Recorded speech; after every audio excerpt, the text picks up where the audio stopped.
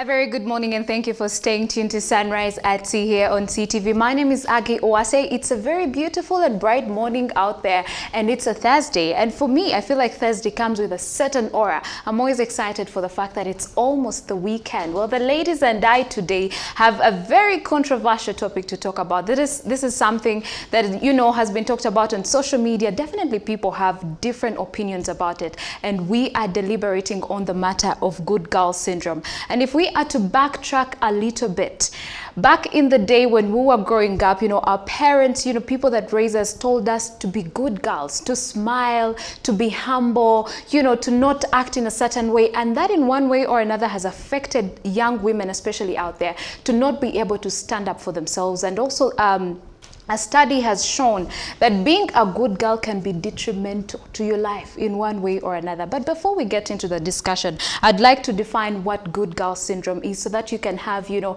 a picture of what exactly we shall be talking about today. Now, good girl syndrome refers to girls who often feel that they have to be something extraordinary to receive recognition. Now, some of the characteristics of good girl syndrome are fear of disappointing others, fear of speaking out, for fear of hurting others, must always excel, and then avoiding conflict, obeying rules. Now, obeying rules is a good thing, but to what extent? Because sometimes you can obey rules and you are taken advantage of, just like we have always had that. You know what? Sometimes good people are always taken advantage of, that's the word. And the other thing is good girls always find it difficult to refuse. In case they, you know, they don't agree with something, they'll always find it difficult to refuse.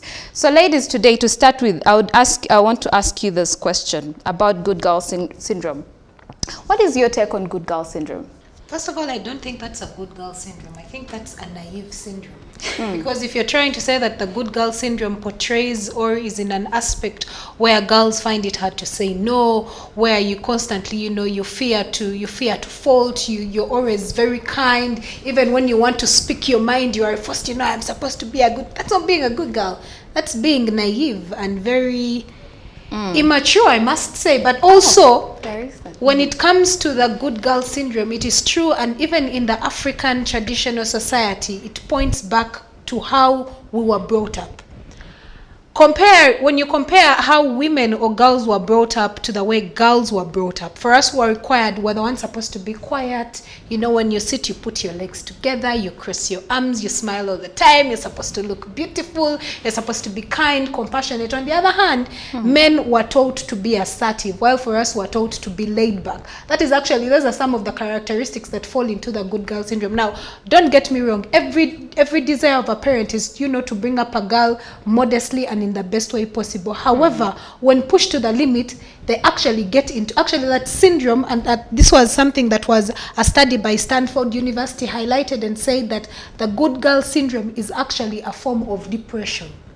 Yeah, because you fear to come out, yes. You fear to express yourself for fear of being judged, or even the people that are surrounding you, and then you coil up and you allow your surroundings or your environment determine the kind of person that you are. It's a depression alone, and I don't think it is a good girl thing. It is just being naive. In other words, you're not living your true authentic self, like we talked about last exactly week. I hate the good girl syndrome. I thought you might say you hate the girl. No, I hate the good girl syndrome. You know why? Like you already mentioned, growing up, we're told to be, you know, be nice, smile, like, you know, be a good girl. I think all of us might have, you know, heard of those comments, either from our friends or you've seen someone give out the same comment out to a woman.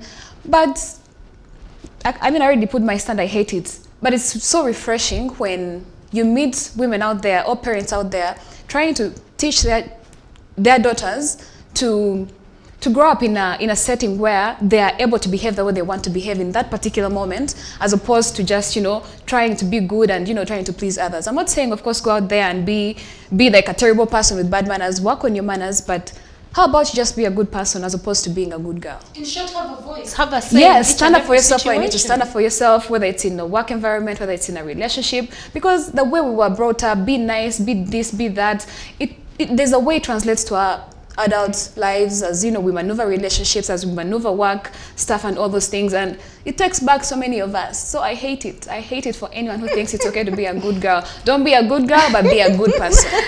Sarah, what do you think of the good girl syndrome? First of all, with the word syndrome, when something comes on as a syndrome, I believe it is something that somebody is pretending to be and not who they are.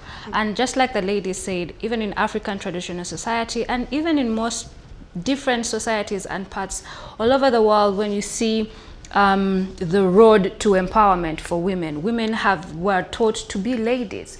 You're supposed to be calm, you're not supposed to raise your voice, you're not supposed to complain. Women are to be seen and not heard. Okay, for a very long time, women did not have rights until the movement, female empowerment movement started. Affirmative action started in the early 70s and the late 80s. Moving on to this day, we are still fighting for our voice, to be allowed to speak up, to be allowed to stand bold and stand in your truth, whatever that may be. So the good girl syndrome, I believe, was a notion put in place to suppress women. You're not a good woman if you speak up against your husband. You're not a good woman if you complain. You're not a good woman if you are not smiling. Always they say, fix your makeup. We have watched very many movies where they say, fix your makeup, fix your smile, don't embarrass your husband. Things, you're supposed to be a good girl. Even we had this a lot growing up. You're not a good girl if you cry. You're not a good girl if you complain. So it is something that I think we need to work towards, but now it is coming to a place where it is extreme, where we are in the current fight for women's rights and for women's empowerment, where now women are moving from the good girl to being a baddie. That is the exact opposite of a good girl, where they're saying, oh, you have to be a baddie. I cannot use that word on TV. You have to be a baddie. And now it is now pushing for women to be more aggressive, more masculine, more, more trailblazers. And that is, again, somehow, in a way, not working to our advantage. Do you understand what I mean? Yes. When you're overly aggressive, overly masculine, because now you see more and more successful women complaining that they can't find a man to settle down with, complaining that they don't have friends, complaining that they're lonely, complaining. You understand? So we are in a place where I think we are still trying to figure out ourselves. We went from one extreme end of the spectrum to another whole extreme end of the spectrum, because again, society and the world just can't allow women to be their gentle, butterfly, beautiful self. But also to add on what Sarah said, and this was research that I was actually doing yesterday when we decided that we're going to do this topic, and I was actually looking at some of the aspects that the so-called good girl is supposed to have, and a shocked symptom number one is that a woman with a good girl syndrome often has high moral standing based rarely on personal values, but the desire to be seen in a certain light. Now, that alone is wrong. Because if you are living your life not based on personal values, but afraid of the way Priva or Aggie will treat you or to be seen, then you're living someone else's life. The second symptom I came across is that a good girl often believes that the only relationship worth having is marriage. Sarah has mentioned it. We're talking of women empowerment. How many women or girls have been raised to think that the best thing you can achieve is walking down the aisle with a man in your hands? That is wrong. The fact that actually blew me off, the third, is the fact that a woman with a good girl syndrome always blames themselves when rejected.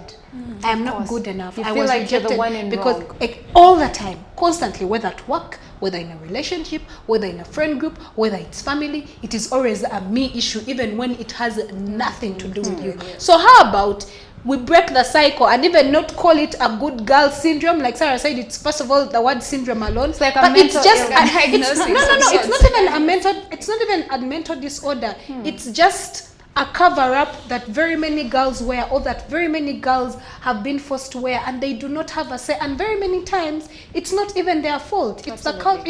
We are lucky that as we sit on this panel today, probably our parents, gave us just chance to make sure that we are outspoken. Probably the people who looked after us have given us even a right to education. There are people out there who are not privileged like you and me, who cannot say, no, I do not want this, I want this, they will always say yes, because they are scared of how they'll be seen. What's the worst that could happen? Because I see the good girl syndrome is an underlying factor for different.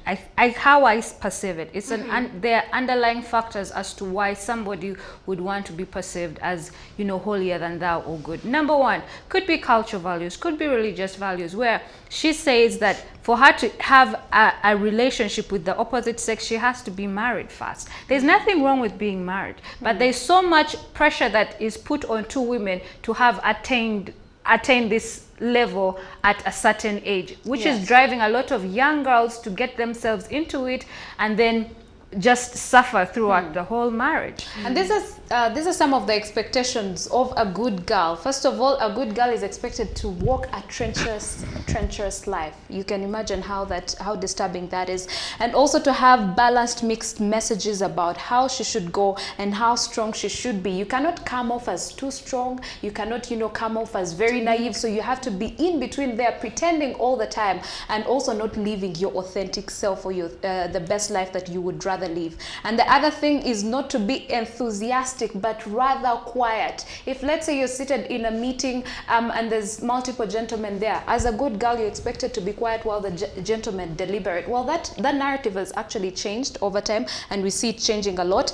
And the other one is you barely have to give your smart opinions. You don't have to come off as very intelligent. The other day we're talking about being overly intelligent.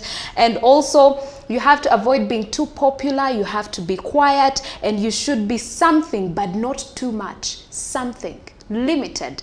And the other things are, as a good girl, you're not expected to have multiple piercings on your body, so you do not decide on what you do with your body. The society decides for you. You don't have to have dyed hair. Well, that has changed as well. You have to have dark hair, no wearing bracelets, you know, dark clothes, and then you don't have to be a rule breaker. Whatever it is that you have to do, you have to follow through. And by the way, with no questions at all. And also no back talking, no foul mouth. Yes, that is something bad. I mean, you're not supposed to do it. And then you have to respect yourself and others. Respecting yourself and others is very fundamental. But also you have to take it upon yourself to not allow to be walked over or walked on because you're being too naive or, you know, being quiet about how you feel. And the other thing is you don't have to care about your body. That is very expected of good girls. But besides that, some people have argued that characteristics of good girls are actually the right attributes for a long-time partner or a long-term relationships. And that is why we see multiple men talk about you cannot marry a bad girl, or what they term as a bad girl. That the good girl is the one who will, you know, who will thrive in marriage. Because why? Because you will do all the things that you have to do, and she will just be quiet. She will take it up, just like our parents tell us. You have to sustain your marriage regardless of what your husband does to you. And others have talked about the good girl is the one who is not very attractive. So they try to be good because that in one way or another covers up for the lacking. Yes. Tragic. And that is, these are the things that people talk about. So ladies, I just would love to pick your mind on this. What do you think of these sentiments that people put? You're talking about thriving. I don't see it as thriving. It is thriving as a doormat, because if you are a doormat, you do not choose who walks over you. That is what it will be in a marriage when you decide to go for the person with the so-called good girl syndrome, because then even when you do not want to have intimacy, you cannot say no, because why? You are a good girl. My mom taught me to do that. That means even when your husband slaps you, you say, oh, I am the one to blame. You get what I'm talking about. So it's not even thriving in marriage, it is thriving at being a doormat in a marriage. So and even there's women, the sad thing, there's women out there who are happily doing that, by the way. And they will stay in the... That's yes, I have encountered... Because that's how I'm being honest. Because that is how they've been trained. I've encountered a lady who told me I'll sustain my marriage at whatever cost. And this is what she had to say. And I'm very sure you've heard of this saying of, oh, your husband was out there cheating with another woman. And they'll say, at least he will come back home to me. Haven't you heard that? Yeah, let me say this. No woman and nobody in this world is okay with being taken for granted, mistreated, or badly treated. That is not ever the case. She is there because society is telling her to do so, because her religious values are telling her to do so, because her family is telling her to do so. She feels that she is expected, and she is she's being honorable to her family, society, and religion by being this woman that they're telling her that she should be. So you cannot say that she's happy about it. She's there because she feels that that equates to her worth. So it is not that she's happy. She has decided to be there because that is what she equates her worth to.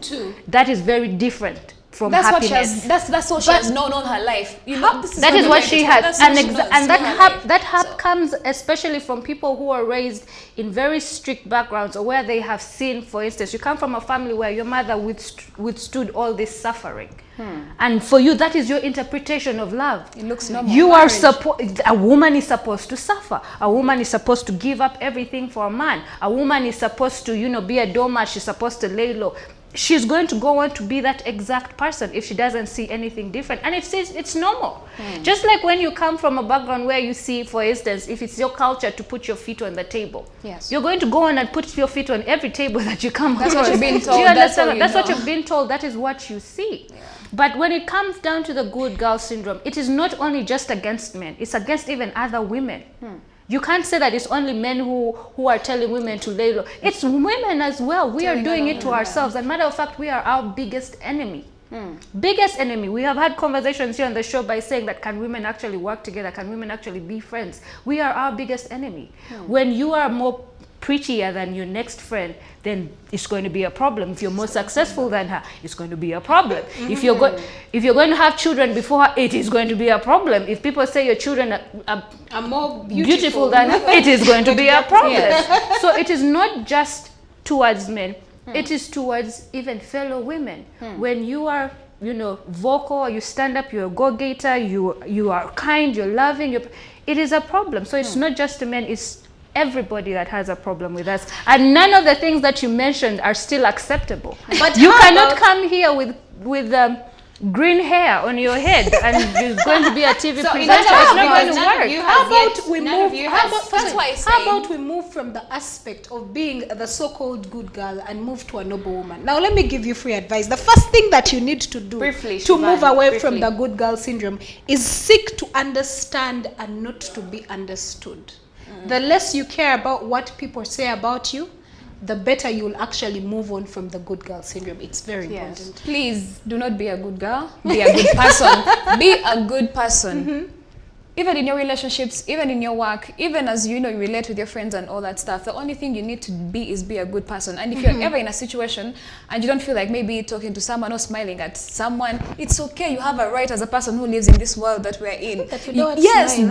Behave the way you want to behave in that exact moment, not because you're trying to, please other people. Yeah, don't do that. And these are some of the ways that you can actually help yourself get out of this good girl syndrome and be able to stand up for yourself. The first one is ask for what you deserve.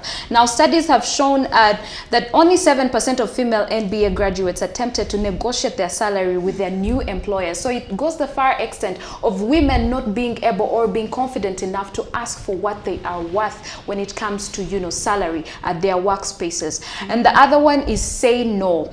People will always ask for help. You probably do too, as any other person. There is nothing wrong with that and nothing wrong with helping unless you're exhausted. So be able to say no. In case you cannot help, don't be the good girl that, I will always be there, whatever, and you're being suppressed in one way or another because you can't say no. And then the other one is stand your ground. There is nothing wrong with living your life according to your values, and that is very key.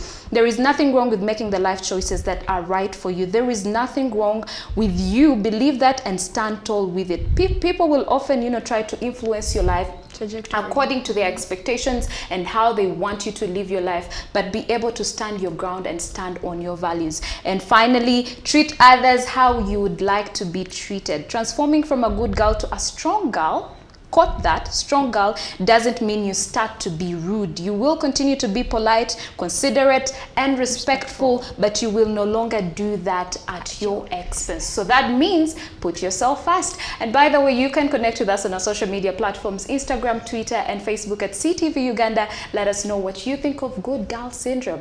And that wraps up what we had for you on this segment of Our Views. Keep watching Sunrise at Sea and don't blink.